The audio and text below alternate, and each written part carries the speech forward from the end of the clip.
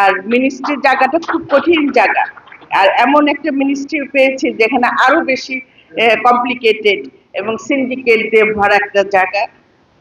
আমি চেষ্টা করছি আমার সততাটা রেখে যেন কাজ করতে পারি। মাননীয় প্রধানমন্ত্রী যে আস্থা বিশ্বাস দিয়ে আমাকে ওই জায়গাটা দিয়েছেন, আমি চাই যে আমার সমস্ত চেষ্টা দিয়ে, আমার সততা দিয়ে আমি সেই জায়গাটাকে ঘুরে দাঁড়ানোর যে একটা চেষ্টা সেটা করতে চাচ্ছি। কারণ এই বিমান মন্ত্রণালয় তো মানে সবাই মনে করে বোধহয় হ্যাঁ এখানে এখানে চুরি হয়, এখানে ফাঁকিবাজি জায়গা।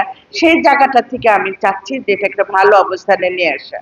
আমি যখন মিনিস্ট্রিতে ঢুকলাম, প্রত্যেকটা সেক্টরে যখন যাচ্ছি আমি দেখছি যে সেখানে কিন্তু বিশাল সম্ভাবনা আছে এবং এটা কোনো লসের প্রজেক্ট না, অন্যরকম লসের প্রজেক্ট না। শুধুমাত্র আমরা যদি আমাদের সততাটা নিয়ে কাজ করি, ডিগনিটিটা নিয়ে কাজ করি, তাহলে এই বিমান বা আবার মানে বাংলা পৃথিবীর বুকে নাম নিয়ে নিবে, ছড়িয়ে যাবে।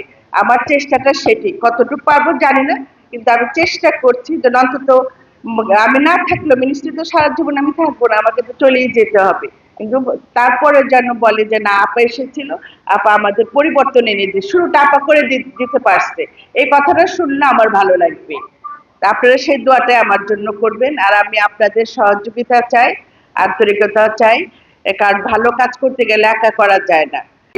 আমাদের সামনে অনেক কাজ আছে, আমরা টিকিটিং নিয়ে কাজ করব, যেটা টিকিটিংটা মেন প্রবলেম যেটা হচ্ছে। আবার ট্রাভেল এজেন্সি নিয়ে কাজ করব, এটাও বিরাট একটা কাজ রয়ে গেছে। এখানে কাকে বাদ দিব, কাকে রাখবো, সবকিছু নীতিমালা, আবার কিছু নীতিমালা আমরা তৈরি করব। তিনটা সেক্টর নতুন, আমরা সেই 10 সালের নীতিমালা নিয়ে এখনো চলছি, সেই নীতিমালাও চেঞ্জ হবে। এইসব ব্যাপারে আমি পরবর্তী সময় আপনাদের ডাকবো, আপনাদের পরামর্শ নিয়ে কাজটা করব, যাতে সামনের দিকে এই এই ডিপার্টমেন্টটাকে, এই মিনিস্ট্রিটাকে আমরা ভালোর দিকে নিতে পারি। আপনারা মনে করবেন আপা এখানে, আপা থাকা মানে আপনারা থাকা, এটা মনে করবেন।